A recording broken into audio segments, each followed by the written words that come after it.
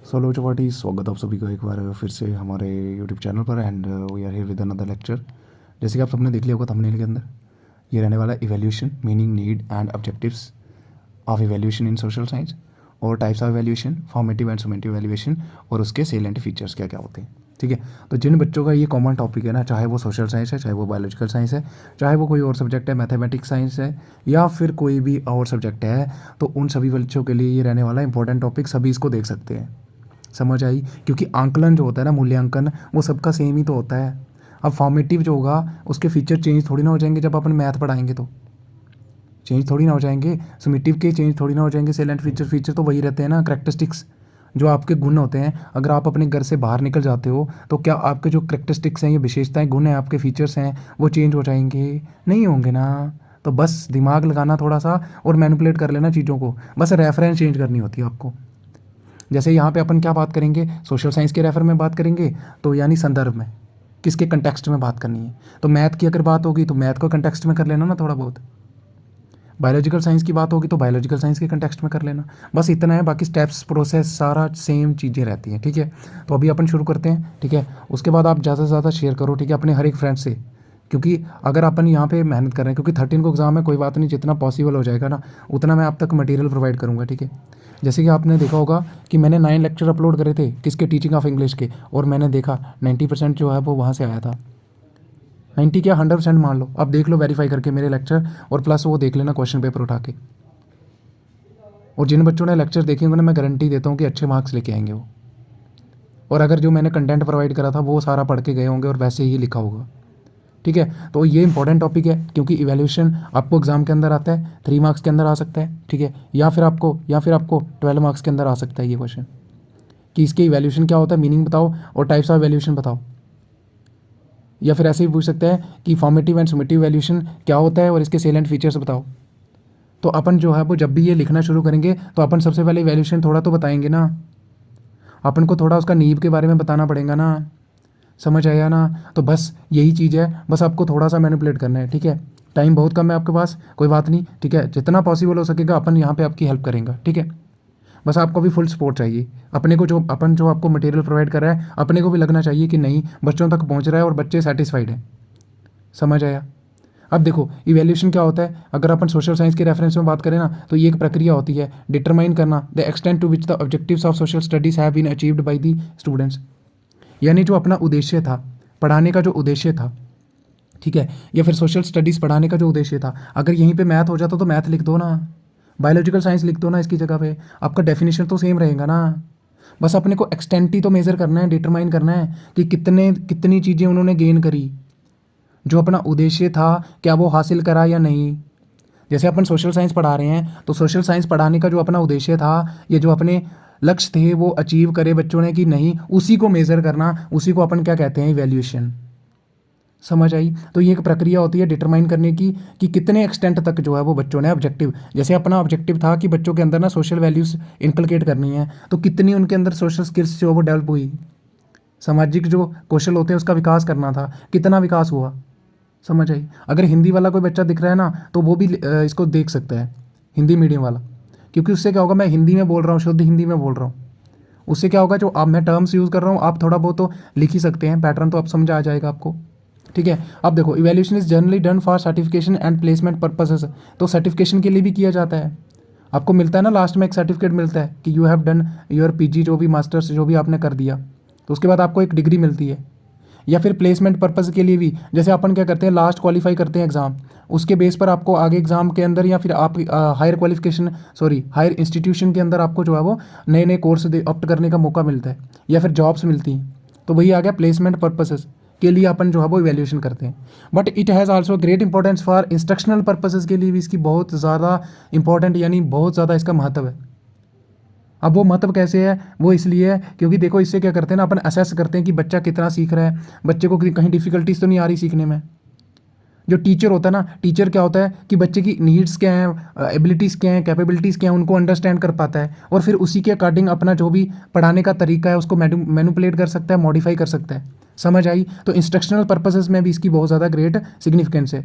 समझ आई? For this evaluation should be continuous and comprehensive होनी चाहिए। अगर अपने को इंस्ट्रक्शनल पर्पसेस में इसको ऐड करना है यानी इवैल्यूएशन करना है, तो अपने को ना कंटिन्यूस एंड कम्प्रिहेंसिव करना है, यानी सतत तरीके से निरंतर करना है। कंटिन्यूस मतलब लगातार करते रहना है, यानी एक पीरियड के बाद हो सकता है कंटिन्यूटी लगातार, जैसे यूनिट टेस्ट हो गए, क्लास टेस्ट हो गए, ओरल टेस्ट हो गए, क्वेश्चनर हो गए, चेकलिस्ट हो गया। समझ आई। कंप्रिहेंसिव मीन्स अपने को ना ये नहीं है कि सब सब्जेक्ट के रिलेटेड ही देखना है, नहीं, ब्रॉड में मतलब ऑल डोमेन्स भी कवर होने चाहिए बच्चे के जो होते हैं चार। कोग्निटिव, ठीक है, कोग्निटिव संज्ञानात्मक हो गया, इमोशनल हो गया, भावनात्मक, समझ आई, और क्या होता है सोशल, एंड लास्ट क्या होता है मॉरल। समझ आई। तो उन सभी चीज़ों का अपने उसके अंदर विकास करना है, और इसके अंदर स्कोलेस्टिक एंड को स्कोलेस्टिक सारे जो कंपोनेंट आते हैं उनको कवर करना है। स्कोलेस्टिक मतलब सब्जेक्ट रिलेटेड, और को स्कोलेस्टिक जो अपने सहज जो स्कूल के अंदर जो एक्टिविटीज़ होती हैं उनके अंदर बच्चा जो है वो कितना एक्टिव है, उसके अंदर वो वाली जो स्किल्स हैं उनका विकास हो रहा है कि नहीं, उनका भी असेस करना। समझ आई। तो ये होता है अपना CCE, जिसको अपन कंटिन्यूस एंड कम्प्रिहेंसिव वैल्यूएशन कहते हैं। तो वो होना चाहिए अपना, अगर अपने को वैल्यूएशन करना है तो वो कौन सा होना चाहिए, CCE। और जो अपना क्या था, right to education act 2009 implement करा था इन्होंने CCE 2010 में, ठीक है, याद रखना, क्वेश्चन आता है कहाँ पे आएगा, कोई नहीं, लिख देना साइड, थोड़ा साइड पे, ठीक है। अब इवैल्यूएशन को अगर साधारण भाषा में बात करें तो means to assess the performance of the student, कि बच्चे की परफॉर्मेंस को असेस करना, समझ आई, उसका पता लगाना, उसी को अपन क्या कहते हैं, इवैल्यूएशन। समझ आई। अब देखो इवैल्यूएशन जो है, इवैल्यूएशन एक ऐसी प्रक्रिया होती है of assessing the value, worth और क्वालिटी ऑफ समथिंग, मतलब किसी चीज़ के बारे में उसकी कितनी वैल्यू है, कितनी वर्थ है, या फिर क्वालिटी है उस चीज़ की, किसी भी चीज़ के बारे में उसको असेस करना, उसका पता लगाना, उसी प्रक्रिया को अपन कहते हैं इवैल्यूएशन। प्रोसेस होता है ना, अपन क्वेश्चन डालते हैं, अपन स्टैंडर्डाइज टेस्ट कंडक्ट करते हैं, तो एक प्रक्रिया चलेगी, प्रोसीजर चलेगा, मेथड होगा। समझ आई। अब देखो इन एजुकेशन की बात करें, evaluation is the process of systematic and ongoing assessment of students performance and progress in relation to set learning objectives, यानी जो अपन ने उद्देश्य सेट करे हैं उसके अकॉर्डिंग बच्चा जो है उसके अंदर क्या क्या प्रोग्रेस हो रही है, उसकी परफॉर्मेंस कैसी है, उसी को जो है वो असेस करना एक सिस्टमेटिक तरीके से, उसी प्रक्रिया को कहते हैं अपन इवैल्यूएशन। समझ आई, समझ आई। तो इससे साधारण कुछ नहीं हो सकता। अब अगर आपको नंबर चाहिए, ये तीनों लिखनी है, ये तीनों लिखनी है, ये तीनों लिखनी है। क्यों लिखनी है, क्योंकि यही तो चीज़ें हैं जो आपको यूनिक बनाती हैं बाकी बच्चों से। हाना ने क्या कहा, डांडेकर ने क्या कहा, टाइलर ने क्या कहा। समझ आई, समझ आई। देखो इवैल्यूएशन इन्होंने कहा, हाना ने कहा कि इवैल्यूएशन जो है मूल्यांकन एक ऐसी प्रोसेस होता है, एक प्रक्रिया होती है इकट्ठा करने की, इंटरप्रेट यानी समझना, किसको, एविडेंसेस, कि किसके बारे में, कि बच्चे के बिहेवियर में कितनी चेंजेस हुई as they progress through school, यानी जैसे जैसे वो स्कूल में आगे आगे जाता है, जैसे first class, second class, third class, fourth class, या फिर अगर एक सेमेस्टर के अंदर ही जैसे जैसे फर्स्ट डे में कितनी, सेकंड डे में, थर्ड डे में, इसी प्रोग्रेस को जो है वो ट्रैक करना, इसके बारे में डेटा को कलेक्ट करना और उसको बाद में इंटरप्रेट करना, यानी समझना। समझ आई कि बच्चे के बिहेवियर के अंदर कितनी चेंजेस आ रही हैं, जो अपन ने कोई भी ऑब्जेक्टिव सेट करा था, ठीक है, उसी प्रक्रिया को कहते हैं इवैल्यूएशन। किसने कहा था, हाना ने, कि जैसे जैसे बच्चा प्रोग्रेस करता है थ्रू स्कूल, उसके बिहेवियर में जो चेंजेस आती है उसी के रिलेटेड डेटा इकट्ठा करना और इंटरप्रेट यानी उसको अंडरस्टैंड करना, इसी प्रक्रिया को कहते हैं इवैल्यूएशन। समझ आया। इससे आसान सरल भाषा में इसका मीनिंग या एक्सप्लेनेशन नहीं हो सकता।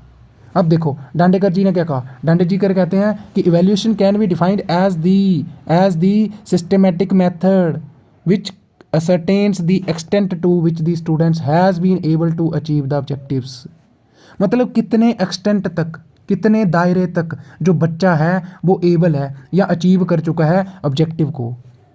जैसे अपना ये था कि उसके अंदर ये स्किल डेवलप करनी है, तो अपन देखते हैं ना 80% जो है वो इसके अंदर काबिलियत आ चुकी है मैथ सॉल्व करने की या समथिंग सॉल्व करने की।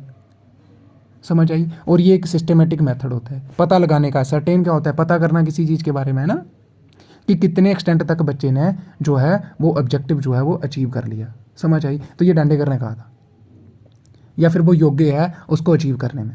टाइलर ने क्या कहा, टाइलर ने कहा कि डिफाइन करा उन्होंने valuation as a systematic process of determining the extent to which educational objectives are achieved by peoples, यानी बच्चों के द्वारा जो शिक्षार्थी होते हैं उनके द्वारा कितने एक्सटेंट तक, कितने दायरे तक जो एजुकेशनल ऑब्जेक्टिव्स हैं वो अचीव कर दिए गए हैं, उसी को डिटरमाइन करने की जो प्रक्रिया है उसी को इवैल्यूएशन कहते हैं। और ये एक सिस्टमेटिक प्रक्रिया होती है।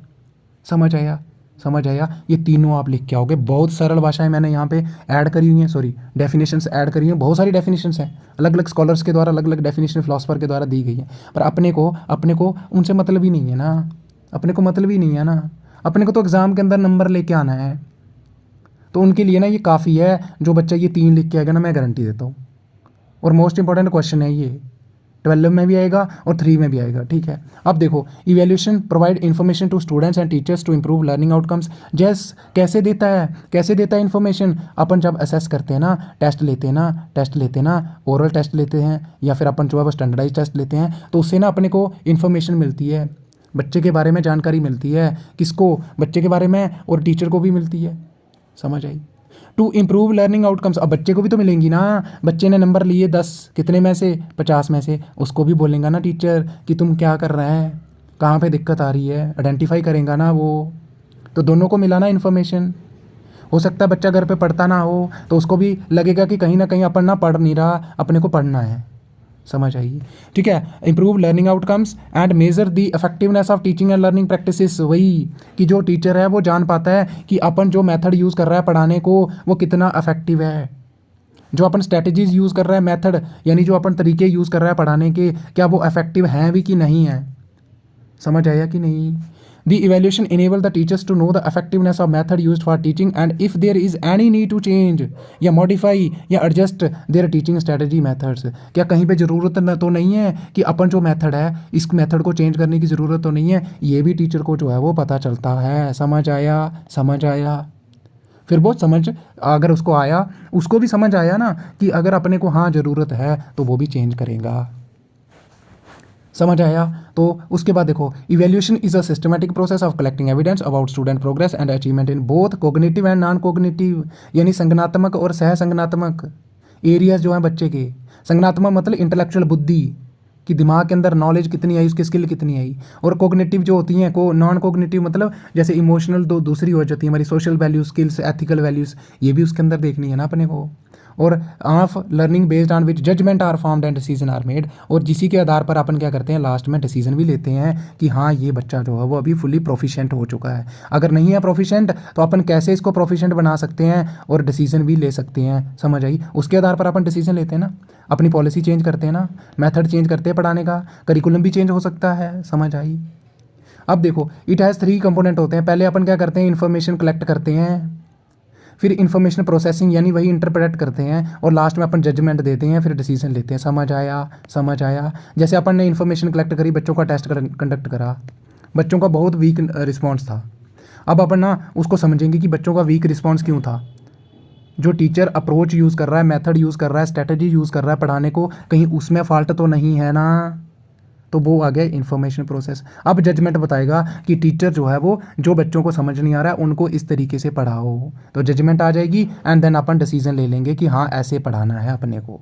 समझ आया? तो ये 3 कंपोनेंट्स होते हैं, आप इसकी साइनॉप्सिस लिख सकते हो, ठीक है, ऐसे करके और 3/3 नीचे कर सकते हो। समझ आई? अब देखो, ये भी आपको लिखना है कि इवैल्यूएशन मूल्यांकन, इसमें अपन ना क्वांटिटेटिव डिस्क्रिप्शन भी लेते हैं। क्वांटिटी मीन्स क्वांटिटी, टेस्ट कर रहे हो तुम बच्चों का, स्कोर गिन रहे हो। क्वालिटेटिव भी होता है, जैसे बच्चों को ऑब्जर्व कर रहे हो कि बच्चा जो है वो क्लास के अंदर उसका बिहेवियर कैसा है, दूसरों से बात करने का कम्युनिकेट जो कैसे करता है वो। समझ आई? और लास्ट में अपन ये सारी चीज़ें देख के क्या करते हैं, एक वैल्यू जजमेंट लेते हैं कि ताकि गुड लर्निंग प्रोग्रेस, जैसे वो भी देखना है ना अपने को। अगर वीकनेस होंगी तो अपन कुछ जजमेंट लेंगे ना, कि अपने को ना अपनी मेथड्स जो टीचिंग टेक्निक्स हैं उनको चेंज करना है। समझ आई? समझ आई? अपन इस बच्चे को कैसे बेस्ट बना सकते हैं, कैसे प्रोफिशेंट बना सकते हैं, उसके बारे में भी तो अपन जजमेंट लेंगे ना। तो ये आप इसका साइनॉप्सिस बना के आ जाओगे। ऐसे ये बना हुआ है, ये एक सर्कल जो है वो चार्ट बना हुआ है, ठीक है। ऐसे करके इसके बाहर गोला बना के और उसके बीच में ये लिख के आ जाना। समझ आई? समझ आई? अब देखो यहाँ पे कुछ टर्म्स हैं। टेस्टिंग क्या होता है? टेस्टिंग एक टेक्निक होती है collect evidence regarding people behaviour, यानी बच्चों के बिहेवियर के बारे में, जो शिक्षार्थी अपना ना उसके बिहेवियर के बारे में डेटा कलेक्ट करना, उसी को अपन क्या कहते हैं, उसी की टेक्निक है, उसको बोलते हैं अपन टेस्टिंग, यानी एक टेस्ट कंडक्ट करना। मेजरमेंट मीन्स क्वान्टिटेटिव डिस्क्रिप्शन किसी चीज़ के बारे में, बच्चे के बारे में, जैसे उसने मार्क्स कितने लाए। इवैल्यूएशन पूरा प्रोसेस आ गया कि वैल्यू जजमेंट देना regarding the worth desirability of behaviour measured, जो भी अपन ने मेजर करा ना यहाँ पे उसकी वर्थ कितनी है, वैल्यू, ये जजमेंट लेना, जजमेंट देना, सॉरी लेना नहीं देना। समझ आया? Judging how well are proper, ये देखो बच्चे ने नंबर तो लाए, यहाँ पे हमने क्या करा, टेस्ट कंडक्ट करा। अब उसने देखा हमने कि बच्चे के नंबर कितने आए, फिर उसी नंबर के बेस पे अपन ने देखा कि बच्चा जो है वो कितने अच्छे से परफॉर्म करा है उसने, या फिर किस बच्चे ने पुअर जो है वो रिस्पॉन्स दिया है। समझ आई। और इसी के इसी के आधार पर अपन क्या करते हैं, बाद में जजमेंट लेते भी हैं और देते भी हैं, और बाद में डिसीजन मेकिंग होता है। समझ आई। अब अपन के सिलेबस में टाइप्स ऑफ इवैल्यूएशन है, देखो इसको अपन ना बाद में देखेंगे। और जब भी आपको क्या आएगा, जब अपन एक्सप्लेनेशन करेंगे ना टाइप्स ऑफ इवैल्यूएशन, तो पहले तो आप थोड़ा थोड़ा लिखोगे इनके बारे में, जो मैं नीचे बताऊंगा आपको, फिर उसके बाद ये बॉक्स बना के आ जाना। समझ आई। इससे क्या होएगा ना आपका एक आंसर ना अफेक्टिव बन जाएगा। अपन अफेक्टिव एंड एफिशिएंट बात करते आ रहे हैं, लेकिन आपको ना राइटिंग के अंदर भी एफिशिएंट एंड इफेक्टिव बनना है। आपको आता बहुत कुछ होता है, लेकिन चीज़ों को कैसे प्रेजेंट करना है ना, ये भी आपको आना चाहिए। अब देखो अपन यही पढ़ते आए हैं टाइम के हिसाब से, ये क्या होती है, टाइम के हिसाब से होती है फॉर्मेटिव एंड समेटिव, कि कब कर रहे हैं। अगर अपन शुरू में कर रहे हैं या ड्यूरिंग द कोर्स कर रहे हैं तो अपना क्या हो जाएगा, फॉर्मेटिव। अगर कोर्स के शुरू में कर रहे हैं तो उसको अपन क्या कहते हैं, प्लेसमेंट इवैल्यूएशन भी होता है। समझ आई। प्लेसमेंट इवैल्यूएशन भी होता है जो अपन कोर्स के शुरू में करते हैं। जैसे अपन तुमको पढ़ाने वाला है फूड चेन पढ़ाने वाला है, तो अपन तुमसे कुछ क्वेश्चन पूछता है कि बताओ फूड चेन का मतलब क्या होता है, या व्हाट इज़ फूड। तो अपन ना कुछ थोड़ा जो आपका प्रीवियस नॉलेज है उसको जानने की कोशिश करेंगे, और ताकि आपका जो पूर्व ज्ञान है उसको आप कनेक्ट कर पाओ विद करंट नॉलेज जो अपन आज पढ़ाने वाले हैं। तो दैट इज़ प्लेसमेंट इवैल्यूएशन, यानी आपको उस चीज़ के बारे में पहले कितना पता है उसी का आंकलन करना, that is placement evaluation. Formative evaluation यानी ड्यूरिंग द कोर्स होता है, और summative end of the course में, जैसे अपन के ये फाइनल एग्जाम हो रहे हैं, तो ये आप चार्ट जरूर बना के आओगे। ठीक है। उसके बाद क्वालिटी के हिसाब से भी वैल्यूएशन होता है। ठीक है। जैसे क्वांटिटेटिव और क्वालिटेटिव। ठीक है। क्वांटिटेटिव वही आ गया, नंबर कितने लेके आया वो, और क्वालिटेटिव में उसका बिहेवियर वगैरह मेजर करना। समझ आया। जैसे सोशियो इकोनॉमिक स्टेटस। अब देखो आपके सिलेबस में क्या है, need and objectives of valuation in social science. अगर यहीं पे मैथ होता तो अपने को क्या करना है, बस मैथ के रेफरेंस में, मैथ के कंटेक्स्ट में चीज़ें लिखनी है। नीड क्या है, ज़रूरत क्या है इसकी, सर असेस करना है ना अगर को लर्नर को कि कितनी लर्निंग हुई उसकी, तो उसको अपन क्या करेंगे, इसीलिए ज़रूरत है। समझ आई कि अगर अपने को लर्निंग कितनी हुई, अधिगम कितना हुआ, बच्चे ने कितना सीखा, अगर उसका पता लगाना है ना तो अपने को वैल्यूएशन करना पड़ेगा, तो इसीलिए ज़रूरत है। बस अब ऐसे ही हर एक स्टेप लिखना है आपको। To assess the students understanding over concept principle theories methodologies within social science, यानी सोशल साइंस के अंदर बच्चे ने कितने कंसेप्ट सीखे, कितने प्रिंसिपल सीखे, थ्योरी सीखी, अंडरस्टैंडिंग कितनी है उसकी, वो सारी चीज़ों के बारे में पता करने के लिए अपने को इवैल्यूएशन की ज़रूरत है। समझ आया। Feedback for improvement. ठीक है। देखो अगर अपने को इम्प्रूवमेंट के लिए फीडबैक चाहिए तो कैसे मिलेगा फीडबैक, अगर अपन इवैल्यूएशन ही नहीं करेंगे तो अपने को फीडबैक कहाँ से मिलेगा, नहीं मिलेगा। तो इसीलिए feedback for improvement, evaluation provide students with feedback on their performance, strength, weakness and area of improvement. उनको ये बताता है कि तुमको ना तुम्हारी कहाँ कैसी परफॉर्मेंस है, तुम्हारी स्ट्रेंथ क्या है, और किस किस एरिया पे तुम वीक हो, और कौन कौन से एरिया पे आपको फोकस करने की ज़्यादा ज़रूरत है। समझ आया। मॉनिटरिंग प्रोग्रेस का पता करना, उसके लिए भी अपने को इवैल्यूएशन की ज़रूरत है। Evaluate progress of the learner over time, यानी समय के साथ साथ उसके अंदर कितनी प्रोग्रेस हो रही है, कितना सीख रहा है वो ज़्यादा। ठीक है। और tracking their development like critical thinking, research skill double बार लिख दिया, इसको काट दो। रिसर्च स्किल्स हो गया, communication abilities and other key aspects related to social science. और यहीं पे अगर मैथ होता तो रिलेटेड टू मैथ लिख देते ना, अगर यहीं पे बायोलॉजिकल साइंस होता तो रिलेटेड टू बायोलॉजिकल साइंस लिख देते ना। समझ आई। अकाउंटेबिलिटी मीन्स क्या होता है कि ये बच्चे और टीचर को बताता है कि आपको ना अकाउंटेबल रहना है अपने रोल को लेके। जैसे बच्चों का काम क्या है कि students are meeting academic standard, यानी एकेडमिक जो भी स्टैंडर्ड है उसके हिसाब से वर्क करना है या चलना है। समझ आई। और टीचर को जो है वो डिलीवरिंग करना है effectively their instructions to students, यानी एकदम प्रभावी तरीके से, एकदम प्रॉपर तरीके से डिलीवर करना है, पढ़ाना है उनको। तो अकाउंटेबिलिटी। समझ आई। करिकुलम डेवलपमेंट, तो अपन क्या कर सकते हैं, करिकुलम डेवलपमेंट में कहीं ना कहीं इसका रोल होता है, यस होता है। अगर अपना क्या रहता है 2 से 3 साल या 4 साल तक लगातार अगर अपना रिजल्ट बिल्कुल ही डाउन रहता है, बच्चों के पल्ले कुछ नहीं पड़ रहा, तो अपन ना करिकुलम को भी चेंज कर सकते हैं। ठीक है। तो need, interest, abilities of the learner and methods of teaching effectiveness are assessed किए जाते हैं कि नहीं, and help administrative to update their curriculum and development of curriculum accordingly, यानी उसी के आधार पर फिर अपन करिकुलम भी बना सकते हैं कि बच्चे की नीड्स क्या हैं, इंटरेस्ट क्या हैं, एबिलिटीज़ क्या हैं, और पढ़ाने के कौन कौन से तरीके जो है वो अपन यूज़ कर सकते हैं। समझ आई। आइडेंटिफिकेशन करना लर्नर्स की नीड, अपन ना जब असेस करते हैं, जब आप टेस्ट करते हैं कंडक्ट, तो उससे ना अपने को हर एक बच्चे की नीड का भी पता चल जाता है कि ये बच्चा जो है वो किस एरिया के अंदर ज़्यादा जो है वो स्ट्रॉन्ग है, किस में इसकी वीकनेस है, या कहाँ पे इसको सीखने में दिक्कत आ रही है।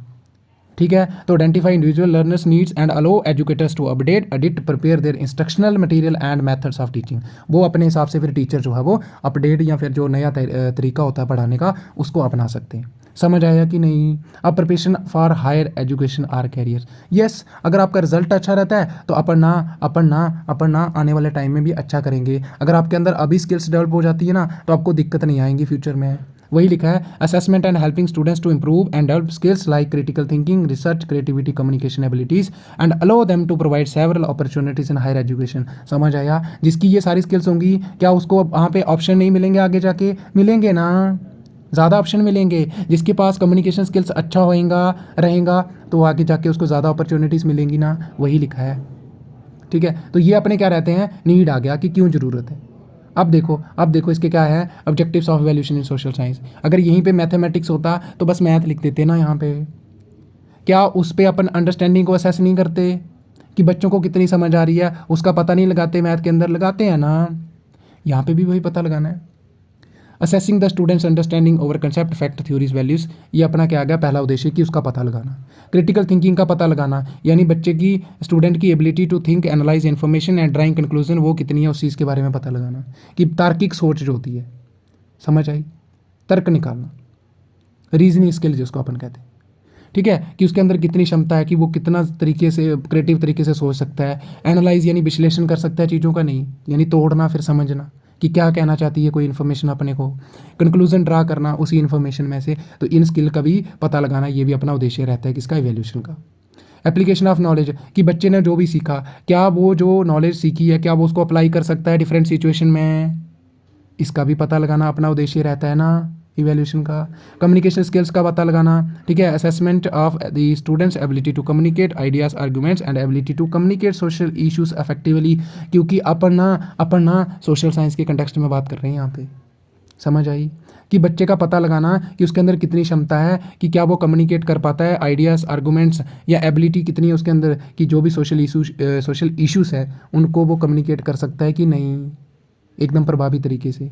रिसर्च स्किल्स, क्या उसके अंदर रिसर्च स्किल्स हैं कि नहीं। Assess the students ability to conduct research, gathering and synthesise theories based on relevant social issues and understanding them. समझ के आई कि बच्चे के अंदर कितनी काबिलियत है कि क्या वो रिसर्च कंडक्ट कर सकता है, कोई अगर सोशल इशू है उसके ऊपर, क्या वो डेटा इकट्ठा कर सकता है, सिंथेसाइज कर सकता है, थ्योरीज बना सकता है कि नहीं। समझ आई। प्रॉब्लम सॉल्विंग स्किल कितनी है उसके अंदर, उसका पता लगाना, ये भी अपना उद्देश्य रहेगा। समझ आई। Issues using appropriate social theories, method का यूज़ करके, ठीक है, समझ आ गई। अब एथिकल वैल्यूज़ देखना, ठीक, कि बच्चे के अंदर कितनी नैतिकता की भावना जो होती है, समझ आई। जैसे क्या होता है सोसाइटी के अंदर, क्या होता है हर एक को एक नज़र से देखना है, तो ये भी तो एक एथिकल वैल्यू है ना अपना, कि जियो और जीने दो। एथिकल वैल्यू इसी के आधार पर चलता है अपना, पता है ना आपको, कि live and let them live. समझ आई। तो understanding of ethical principle, and उसके अंदर क्षमता कितनी है कि उन एथिकल प्रिंसिपल्स को अप्लाई करना appropriately with the context of social science research and analysis में। समझ आई। अब इंटरडिसिप्लिनरी कनेक्शन, क्या बच्चा जो है वो कोरिलेट कर पाता है कि हमारा जो अपना सोशल साइंस है इसका दूसरे सब्जेक्ट के साथ क्या क्या रिलेशन है, जैसे इकोनॉमिक्स, साइकोलॉजी, एंथ्रोपोलॉजी एट्सेट्रा में। और कंटिन्यूस एंड कंप्रिहेंसिव इंप्रूवमेंट, ये भी अपना उद्देश्य रहता है कि अपने को ना बच्चे के अंदर लगातार जो है वो क्या करना है, लगातार क्या करनी है, असेस करना है उसको कि उसके अंदर कितनी प्रोग्रेस हो रही है, और कंप्रिहेंसिव तरीके से, यानी हर एक कंपोनेंट कवर करना है। समझ आई। ऑल डोमेन ऑफ डेवलपमेंट, ठीक है, child development and scholastic and coscholastic achievements. ये अपने ना फर्दर डिवाइड कर देते हैं। अगर आपको ये लिखना है तो ये लिख के आ जाना, और ये काफ़ी है। ऑब्जेक्टिव्स इतने अगर आप लिख देते हो ना पॉइंट्स, और इनमें से एक्सप्लेन कोई 5 कर देते हो ना, तो आपके लिए ना मैं गारंटी देता हूँ कि आपको ना कोई नंबर नहीं काट सकता। पहले ये जो जैसे मैंने लिखे हुए हैं इसका आप एक साइनॉप्सिस बनाओगे। क्या लिखोगे ऊपर, ऑब्जेक्टिव्स लिखोगे, और इसके साइड में ना सारे ऑब्जेक्टिव्स के नाम लिखोगे, जो मैंने रेड कलर में आपको दिख रहा है फॉन्ट, इनके नाम लिखोगे। देन आप एक्सप्लेन करोगे 1 बाय 1। और जो टीचर होता है ना एग्जामिनर, वो ना नीचे पढ़ेगा ही नहीं, वो सिंपली यहाँ से देखेंगे, अच्छा बच्चे को ना सारा पता है, बस कहानी खत्म होगी, यहीं से आपको 5 नंबर मिल जाएंगे, इससे ज़्यादा करने की ज़रूरत नहीं। और ये जो ऊपर था इसको भी आप ऐसे लिख सकते हो, ठीक है। एक साइनॉप्सिस, फ्लो चार्ट, ये समथिंग आप ग्राफिक ऑर्गेनाइजर का यूज़ करो, ठीक है, ज़्यादा से ज़्यादा। अब जनरल ऑब्जेक्टिव क्या होते हैं, सामान्य उद्देश्य, तो ये वही आ गया, टू असेस करना, अप्रेज करना student status and change in the behaviour of students, कि बच्चे के बिहेवियर के अंदर कितनी चेंजेस आ रही हैं उसके बारे में पता लगाना। Assess the needs and interest क्या है बच्चे के, aid peoples teachers in planning में हेल्प करता है, ठीक है। नई नई मेथड्स अगर कोई अडॉप्ट करना है तो वहाँ पे भी हेल्प करेगा, पढ़ाने का नया तरीका, समझ आई। इंप्रूविंग स्कूल कम्युनिटी रिलेशन, जैसे बढ़ावा देता है। Familiarise the teacher with the nature of people's learning development and progress, यानी टीचर को ये भी पता लगता है कि बच्चे का जो तरीका है सीखने का वो कैसा है, ठीक है, उसकी डेवलपमेंट हो रही है या नहीं, प्रोग्रेस हो रही है या नहीं, उसका भी पता करना, या उसके बारे में भी टीचर को ये बताता है, जानकारी देता है। Measurement of the goals of the instructional programme, और facilitate and improvement in measuring में, मतलब उसको बढ़ावा देता है, ठीक है। और serve as a guidance principle for selection of supervisory. अब स्पेसिफिक यानी विशिष्ट, इससे अपने को ना वीकनेस पता चलती है बच्चे की। फैक्चुअल नॉलेज कितनी है, यानी बच्चे के पास ज्ञान कितना है उस चीज़ के बारे में, कितने प्रिंसिपल थ्योरीज उसको पता है जो अपने पढ़ाया। Predict the future achievements of students, ये टेस्ट होगा, test and assess the development of skills of students, ठीक है। मतलब बच्चे की स्किल्स के बारे में भी अपने को पता लग जाता है कि इसके अंदर ये इस चीज़ के बारे में या ये स्किल इसके अंदर डेवलप हो चुकी है, समझ आया। और फ्यूचर अचीवमेंट्स भी अपन प्रेडिक्ट कर सकते हैं। अगर कोई बच्चा यहाँ पे अच्छे से उसके अंदर स्किल्स डेवलप हैं तो बोलेंगी थोड़ी ना उसको। अगर आपको एक बार इंग्लिश बोलना आ जाती है तो क्या आप इंग्लिश बोलना भूल जाते हो बाद में, नहीं ना, ठीक है। स्टिमुलेट करता है इंस्ट्रक्शंस को, यानी ज़्यादा उनको जो है वो बढ़ावा देता है, समझ आई। इंस्ट्रक्शन, तरीका पढ़ाने का, मेथड, ठीक है, समझ आई। Selection and preparation, updating instructional materials and method as per child need, ये वही आ गया कि टीचर भी जो है वो बच्चे के अनुसार अपना मटेरियल सेलेक्ट कर सकता है, प्रिपेयर कर सकता है, और उसको अपडेट अगर करने की ज़रूरत है तो वो कर सकता है, यानी मेथड, मटेरियल, समझ आई। तो ये अपने स्पेसिफिक ऑब्जेक्टिव्स। अब देखो यहाँ पे types of evaluation, formative and summative evaluation and their salient features. कुछ नहीं है। अपन क्या पढ़ाया था, फॉर्मेटिव क्या होता है, और ये बेस्ड ऑन टाइम है कि टाइम के आधार पर अगर ड्यूरिंग द कोर्स हो रहा है तो फॉर्मेटिव आएगा, अगर एंड ऑफ द कोर्स में हो रहा है तो अपना क्या आएगा सर, सुमेटिव आएगा, समझ आया। फॉर्मेटिव इवैल्यूएशन क्या होता है, एक प्रक्रिया होती है gathering analysing feedback during the development और implementation of a project, programme और प्रोडक्ट, समझ आई। कि जब अपन उसको इम्प्लीमेंट करते हैं या फिर उसकी डेवलपमेंट जब हो रही है, यानी ऐसे मान लो कि जब अपना कोर्स चल रहा है उस वक्त अगर अपन इवैल्यूएशन करते हैं तो वो फॉर्मेटिव हो जाएगा। It helps in the identification of strength, weakness and areas for improvement and helps in the making suitable adjustments in the quality of programme, समझ आया। क्या होता है कि इससे ना ये हेल्प करता है आइडेंटिफाई करने में कि स्ट्रेंथ क्या है, वीकनेस क्या है बच्चे की, और किस किस एरिया पे ज़्यादा ज़रूरत है अपने को इम्प्रूवमेंट करने की। और ये हेल्प करता है किसमें हेल्प करता है, ताकि अपन ना सूटेबल एडजस्टमेंट जो है वो ले सकें, यानी डिसीजन ले सकें। अगर अपने को कहीं पे ज़रूरत है कोई चेंज करने की, इंप्रूवमेंट की, तो वो अपन कर सकते हैं, यानी मेथड ऑफ टीचिंग हो गया, ठीक है। कुछ बच्चों को अगर अलग से पढ़ाना है तब भी अपन करेंगे। It is the process to monitor students learning progress, ठीक है, during instruction and provide feedback to the learner and educator, यानी दोनों को फीडबैक मिलेगा regarding the success and failure of teaching learning process, कि अपना जो ये पढ़ाने का तरीका है, ये जो सीखने का तरीका है, ये कितना सक्सेसफुल हो रहा है या कहाँ पे फेलियर हो रहा है, किस किस एरिया पे जो है वो वीकनेस रह रही हैं, वो सारी चीज़ें अपने को पता चलती हैं, समझ आई। उसके बारे में फीडबैक मिलेगा कि नहीं मिलेगा, दोनों को मिलेगा, teacher as well as learner को। It helps to take appropriate decisions accordingly and helps teachers to update, modify और change their methods of teaching.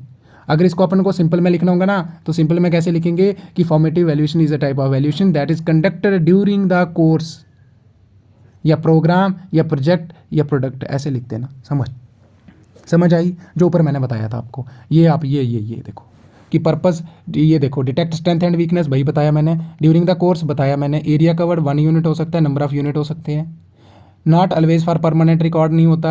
ये किस लिए होता है, इसको ना अपने को सिर्फ यही काम करना है कि बच्चे की स्ट्रेंथ और वीकनेस का पता करना है। अपना जो मटेरियल है, जो अपन पढ़ा रहे हैं, जो अपन तरीका यूज़ कर रहे हैं, ठीक है, जो अपना करिकुलम है, अगर उसमें अपने को चेंज करने की ज़रूरत है वो कर पाते हैं, उसका पता चलता है अपने को। तो फॉर्मेटिव यही था, तो यही तो इसका कंक्लूजन आ गया। ये दैट्स वाई मैंने आपको कहा लास्ट में ये जरूर लिखना, समझ आई। अगर आपको क्वेश्चन आता है कि फॉर्मेटिव इवैल्यूएशन क्या होता है, अब देखो फीचर्स क्या होते हैं, तो वही तो होएगा ना, फ्रीक्वेंसी यानी कंटिन्यूस होता है, और carried out during the course, जब अपना कोर्स चल रहा है उस टाइम होता है, और कंटिन्यूस होता है। और कंटिन्यूस फीडबैक मिलता है। अगर कंटिन्यूस इवैल्यूएशन हो रहा है तो फीडबैक तो मिलेगा ना। अगर आप डेली टेस्ट कर रहे हो या हर मंडे को टेस्ट कंडक्ट कर रहे हो, क्या कर रहे हो, टेस्ट कंडक्ट कर रहे हो, तो क्या आपको फीडबैक नहीं मिलेगा? मिलेगा ना। ऐसे थोड़ी ना कि टेस्ट लेके अलमारी में रख देंगे, अलमारी में थोड़ी ना रखेंगे। समझ आई? तो कंटिन्यूस फीडबैक भी मिलेगा। प्रोवाइड कंटिन्यूस फीडबैक और the teaching and learning effectiveness and दस हेल्प इन देयर इंप्रूवमेंट। अगर कहीं पे इंप्रूवमेंट की ज़रूरत है तो वो वहाँ पे डिसीजन ले पाएंगे कि अपने को ये चीज़ चेंज करने की ज़रूरत है। और यहाँ से ये भी पता चलता है कि अपना टीचिंग लर्निंग कितना प्रभावी तरीके से चल रहा है। समझ आई? उसके बाद क्या लिखा है? इटरेटिव प्रोसेस होता है। इटरेटिव का मतलब क्या होता है कि एडजस्टमेंट कर सकते हैं अपन। क्या कर सकते हैं? एडजस्टमेंट कर सकते हैं अपन। जो भी अपना तरीका है पढ़ाने का उसको चेंज कर सकते हैं बेस्ड ऑन कंटिन्यूस फीडबैक। समझ आई? इम्प्रूवमेंट, वही इम्प्रूवमेंट भी तो कर सकते हैं। जब अपन ने टेस्ट कंडक्ट करा, ठीक है, या फिर उनका जो है वो ऑब्जर्वेशन करा, उनको क्वेश्चनियर दिए या चेकलिस्ट दी, तो अपने को रिजल्ट मिला। अपने को लगा कि यार नहीं ना कहीं दिक्कत रह रही है, कहीं ना कहीं तो अपना कुछ वीक पॉइंट है, अपना पढ़ाने का जो तरीका है वो सही नहीं है। तो समझ आया कि ये जो फॉर्मेटिव वैल्यूएशन है, ये एफई का मतलब फॉर्मेटिव वैल्यूएशन, ये फोकस करता है कंटिन्यूस इंप्रूवमेंट ऑफ प्रोग्राम और product rather than making final judgement. Final judgement में तो इसका काम ही नहीं है। समझ आई? अब आइडेंटिफाई स्ट्रेंथ एंड वीकनेस, बच्चे की स्ट्रेंथ और वीकनेस पता चलती हैं, ठीक है, और अपन जो है वो करेक्टिव एक्शन भी ले सकते हैं उसी के आधार पर। फ्लेक्सिबल अप्रोच होती है। समझ आई? कि जैसे जैसे अगर कोई सिलेबस में चेंजेस आती हैं या कोई नई स्किल्स सिखानी है तो अपन अपना मेथड भी चेंज कर सकते हैं। समझ आई? तो update or can improve based on evolving nature of subject या प्रोजेक्ट। समझ आई? टाइमली डिसीजन ले सकते हैं, यस ले सकते हैं, क्योंकि यहाँ पे चॉइस होती है आपके सामने, क्योंकि फाइनल तो नहीं है ना, ये फाइनल तो नहीं है ना। यूनिट टेस्ट लिया आपने, फाइनल रिजल्ट थोड़ी ना घोषित कर दिया कि बच्चा तुम जाओ पास हो गए या फेल हो गए। समझ आई? इंप्रूव इफेक्टिवनेस को बढ़ावा देना एंड एग्जांपल्स इसकी आगे क्वेश्चनियर पूछते हैं, जैसे क्वेश्चनियर हो गया, क्लास डिस्कशन अगर हो गया, चेक लिस्ट होती है, येस नो में आंसर आते हैं, जैसे क्या आपके स्कूल में ये चीज़ है, येस नो ऐसे करके चलता है ना। क्या आपको ये लिखना आता है, येस नो ऐसे करके समझ लो। चेक लिस्ट उसी को कहते हैं। ऑब्जर्वेशन हो गए, यूनिट टेस्ट हो गए, ये अपने सारे एग्जाम्पल आ जाएंगे किसके किसके किसके सब फॉर्मेटिव वैल्यूएशन के। समझ आया? तो ये इसके साइलेंट फीचर्स रहेंगे। अब देखो यहाँ पे समेटिव वैल्यूएशन क्या होता है। मैंने आपको बताया था कि अपने को ना एंड में भी तो कुछ करना है ना, कि बच्चे ने पूरा उस एकेडमिक पीरियड के अंदर कितना सीखा, ओवरऑल परफॉर्मेंस क्या रही उसकी, उसी को अपन कहते हैं समेटिव वैल्यूएशन, यानी उसी का पता लगाना, उसी को असेस करना। तो it refer to the assessment of learning at the time of end of programme or course or period, यानी एक पीरियड के बाद, एक अंतराल के बाद। समझ आई? या फिर जो आपका कोर्स था उसके ख़त्म होने के बाद। समझ आई? typically to determine the level of understanding, level of proficiency in skills and overall performance of the students and making final judgment। उसी के आधार पर अपन फिर क्या करते हैं, एक फाइनल जजमेंट लेते हैं कि बच्चे ने जो है वो इस बार कितना समझा एक पीरियड के अंदर। समझ आई? इस प्रोग्राम में जो अपने पूरा प्रोग्राम उसको सिखाया उसमें उसने कितना समझा, कितना लेवल ऑफ प्रोफिशिएंसी जो है वो स्किल के अंदर उसने हासिल करा। समझ आई? और ओवरऑल परफॉर्मेंस क्या रही बच्चे की, उसी के आधार पर अपन फाइनल जजमेंट देते हैं। इसी को अपन कहते हैं समेटिव वैल्यूएशन, या फिर इसी चीज़ के बारे में पता लगाना, दैट इज समेटिव वैल्यूएशन। अब देखो, it often use to provide a final grade और measure achievement of learning objective. ये वही है कि फाइनल लास्ट ग्रेड प्रोवाइड करना बच्चे को। एंड ऑफ टर्म असेसमेंट, ठीक है, और ये ना ये सेलेंट फीचर है इसका, ठीक है, ये भी सेलेंट फीचर है, ठीक है, ये सेलेंट फीचर आ गया पहला, उसके बाद ये दूसरा, तीसरा आगे चलेगा ना। तो एंड ऑफ टर्म असेसमेंट होता है, यानी अपन क्या करते हैं कोर्स के एंड में करते हैं इसको, किसको, समेटिव को, किसको, समेटिव को। तो ये इसका सेलेंट फीचर रहा कि नहीं, यस रहा, कि बच्चे ने ओवरऑल परफॉर्मेंस या अचीव क्या करा इस पीरियड के अंदर या इस पूरे कोर्स के अंदर। समझ आई? मेजरिंग अचीवमेंट करते हैं कि बच्चे वही आ गया कि कितना अचीव करा ऑब्जेक्टिव। ग्रेडिंग एंड रिपोर्टिंग होती है, आपको ग्रेड दिए जाते हैं, आपको मार्क्स दिए जाते हैं, आपको परसेंटेज दी जाती है, वही तो आ गया, ठीक है। और यहाँ पे क्या आ जाएगा, रिपोर्ट भी तो बनती है ना, मार्क्स कार्ड, और उसका फ़ायदा किसको होता है, बच्चे की प्रोग्रेस बताते हैं किसके, बहुत सारे जो स्टेक होल्डर होते हैं, लाइक पेरेंट्स हो गए, एडमिनिस्ट्रेटर्स हो गए। और ये क्या होता है, फाइनल जजमेंट और फाइनल रिकॉर्ड होते हैं। समझ आई? ये लिख रखा है परमानेंट रिकॉर्ड। आपके जो मार्क्स होते हैं उसका रिकॉर्ड तो स्कूल के अंदर रहता है ना, यस रहता है। फ्यूचर अपॉर्चुनिटीज़ प्रोवाइड करता है, यस करता है। अगर आपका परफॉर्मेंस अच्छा रहता है, आपकी स्किल्स अच्छे से डेवलप हो जाती हैं, आपके गुड ग्रेड्स हैं, तो आपको चांसेस ज़्यादा हो जाएंगे। समझ आई? कल्मिनेशन ऑफ लर्निंग मतलब ये बताता है कि आपने फुल कितना ज़्यादा सीख लिया हुआ है, ठीक है। कल्मिनेशन क्या होता है, बिल्कुल पीक लेवल तक, ठीक है। और फाइनल जजमेंट भी लेते हैं अपन, वही तो आ गया ओवरऑल परफॉर्मेंस के बेस पे। समझ आई? और SC जो है वो यानी summative evaluation represent the overall performance and mastery over the content और skill learned by the learner, वही आ गया कि कितनी उसने ओवरऑल जो है वो स्किल लर्न करी, वही आ गया culmination of learning. Future opportunities बता दिया, परमानेंट रिकॉर्ड होते हैं मैंने बता दिया, और इन्फॉर्म करता है पास है कि फेल है, ये बताता है, समझ आएगी। कंपैरेटिव एनालिसिस भी कर सकते हैं कि लास्ट ईयर जैसे 8th क्लास में बच्चे के कितने मार्क्स थे, 9th क्लास में कितने आए, या इस बार कितनी फॉर्म में क्या परफॉर्मेंस रही बच्चे की, अपन कंपेयर कर सकते हैं कि नहीं कर सकते, कर सकते, क्योंकि अपने पास फाइनल यहाँ पे रिजल्ट है, ग्रेड की फॉर्म में या किसी फॉर्म में हो सकता है, ठीक है। तो ये वही आ गया। एंड एक्सटर्नल वैलिडेशन भी होती है। देखो बच्चे की क्या होता है कि परसेंट, आप कभी कभी देखा होगा कि नेक वाले आते हैं जो क्या करते हैं, हर एक कॉलेज को ग्रेड प्रोवाइड करते हैं, किसके आधार पर करते हैं, वो देखते हैं कि रिजल्ट कितना है, वहाँ पे टेक्नोलॉजी का उपयोग हो रहा है या नहीं हो रहा है, ठीक है, प्रॉपर जो टीचिंग मेथड है वो कौन से, तो इन्हीं के चीज़ों के ऊपर देखा जाता है ना। तो वही आ गया कि अगर आपका रिजल्ट अच्छा रहेगा तो आपको क्या होगा एक्रेडिटेशन एंड सर्टिफिकेशन पर्पसेस के लिए भी इसका उपयोग होता है, समझ आई। आपको अच्छा ग्रेड मिल जाएगा, ये पॉजिटिव मिल जाएगा। अब देखो फीडबैक फॉर इम्प्रूवमेंट, वही आ गया। और यहाँ पे देखो बच्चे को तो नहीं मिलेगा, लेकिन टीचर और एडमिनिस्ट्रेटर को जरूर मिलेगा, क्योंकि यहाँ पे क्या होएगा, फाइनल रिजल्ट आएगा। अब बच्चा कुछ नहीं कर सकता, बच्चे के पास तो चांस ही नहीं है, जो होना था सो हो गया, अब उसका निकल गया ये साल, ये कोर्स कंप्लीट हो गया। लेकिन टीचर को जरूर मिलेगा, क्योंकि टीचर सोचेगा कि अगर मेरे 10 बच्चे फेल हुए मेरे सब्जेक्ट में तो क्यों हुए, नेक्स्ट जो भी कोर्स आएगा या न्यू बैच आएगा अपने को ना उसके अंदर बेस्ट लेके आना है, समझ आई। तो teachers and administrators are provided with feedback and help them to take decisions and areas of improvement in future, समझ आया। और फॉर्मल होता है और स्ट्रक्चर्ड होता है, प्रॉपर कोई ना कोई प्री डिटरमाइंड स्ट्रक्चर होता है टेस्ट का, ठीक है, और मेथड फॉर्मेट्स एटसेट्रा जो कि यूज़ किए जाते हैं फॉर समेटिव वैल्यूएशन। टेस्ट होते हैं ना, पेपर होता है, देखो जो आपका जो अभी क्वेश्चन पेपर आता है तो कोई ना कोई इसका फॉर्मेट होता है ना, प्रॉपरली लिखा होता है कि आपको 3 मार्क्स के 4 क्वेश्चन आएंगे और बाकी हर यूनिट से आपको 12 मार्क्स के 2 आएंगे, आपको ये करना है। फॉर्मेट है ना, कोई प्री डिटरमाइंड स्ट्रक्चर है ना, तो वही तो होता है फॉर्मल एंड स्ट्रक्चर। और एग्जांपल आ जाएगा पोर्टफोलियो। पोर्टफोलियो क्या होता है कि ओवरऑल जो बच्चे ने अभी इस बार कितने यानी पूरे कोर्स के अंदर जो जो उसने अटेन करा, गेन करा, स्किल, वो सारी चीज़ें लिखी जाती हैं इस फाइल के अंदर, आपका बनता है पोर्टफोलियो। फाइनल एग्जाम हो गया, एग्जाम्पल स्टैंडर्डाइज असेसमेंट हो गया, मिड टर्म रिपोर्ट हो गया, फाइनल रिपोर्ट हो गया, प्रोजेक्ट हो गया, और यहाँ ऐसे लिख देना टर्म एंड एग्जामिनेशन भी लिख देना, समझ आई। तो ये अपना सारा इसके अंदर ख़त्म हो जाता है। तो दैट्स इट, ठीक है। और मैंने कोशिश करी जितना बेस्ट हो सकता था आपको प्रोवाइड करने की, और आशा करता हूँ कि आपको ये मज़ा आया होगा, ठीक है। और अगर जिन बच्चों ने ध्यान से सुना होगा ना तो उनको तो समझ आया होगा।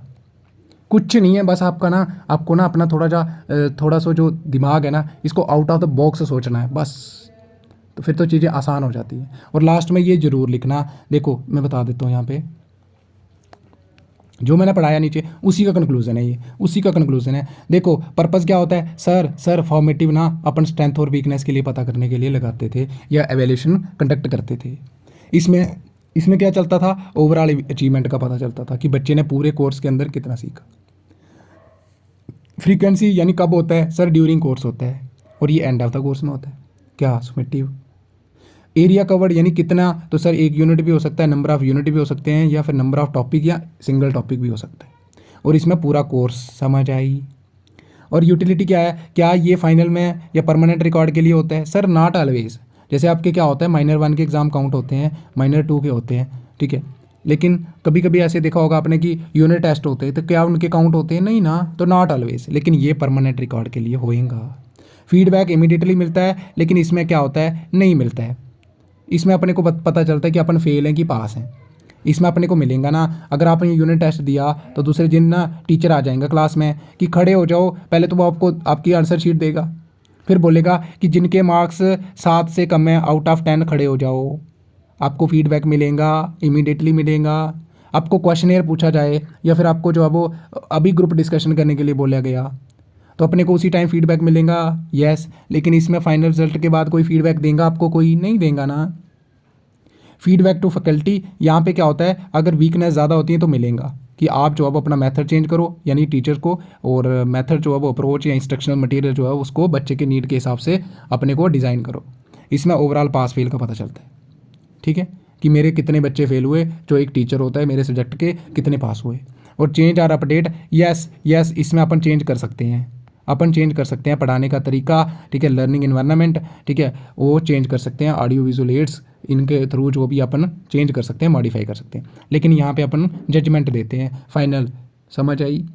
कि अपन ना पास हो गए, अपन ना फेल हो गए, समझ आई? तो यही तो लिखना है आपको, और दैट्स इट। एंड आशा करता हूँ, ठीक है। और जिन बच्चों का मैंने बताया, क्या बताया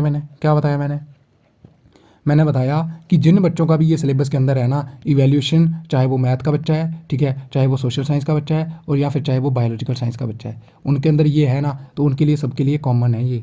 ऐसे ही करना है आपको। और ये बहुत ज़्यादा कंटेंट है, अगर आप इसमें से 50% भी लिख के आते हो ना, तो मैं गारंटी देता हूँ। और जो मैंने पॉइंट्स बताए ना, जो रेड फॉन्ट के अंदर लिखे गए हैं ना, इनको आपको एक को भी मिस नहीं करना है, चाहे वो सेलेंट फीचर्स हों, चाहे वो नीड्स हो, चाहे वो अपने ऑब्जेक्टिव्स हों। समझ आई? तो ये अपने को करना है, ठीक है। और जल्द ही अपन दूसरा इंपॉर्टेंट लेक्चर भी लेके आने वाले हैं, ठीक है। और तब तक के लिए जुड़े रहें और अच्छे से जो है वो तैयारी करें। 13th को आपका एग्ज़ाम है। आई विल ट्राई कि जितना आपका हेल्प हो पाएगा अपन करेंगे, ठीक है। बस आपका भी सपोर्ट चाहिए, ठीक है, ताकि अपने को भी लगे कि अपन जो मेहनत कर रहे हैं तो कहीं ना कहीं बच्चों के पल्ले पड़ रहे हैं। समझ आई? सो आज के लिए इतना ही, मिलते हैं अगली वीडियो में। तब तक के लिए आप मेहनत करो, ठीक है, and have a good day.